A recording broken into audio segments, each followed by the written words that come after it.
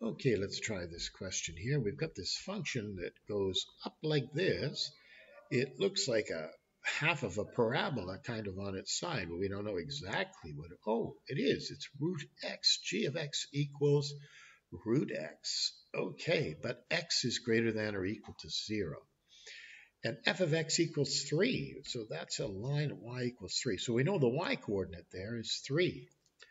Okay, the y-intercept of f is 0 and 3. So we know that y coordinate there is 3 too. Give the range of the inverse of this function. Well, inverse means switch x and y. So this is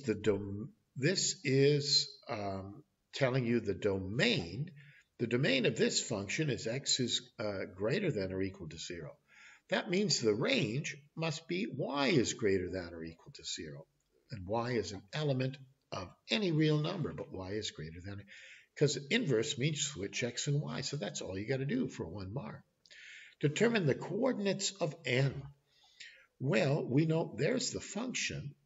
If we know that this equals 3, what do we take the square root of? I figure we take the square root of 9 to get 3. So it must be 9 and 3 just by looking at it. To determine the equation of g in the line y equals x in the form y equals. Oh, y equals x, they mean find the inverse of this function. So that's all we have to do. We've got y equals root x. G minus 1 of x is the reflection of g in the line y equals x. That's what inverse is.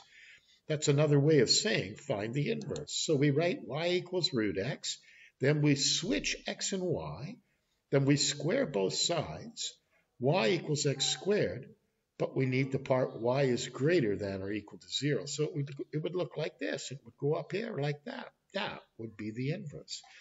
And there's its range. And that looks like it.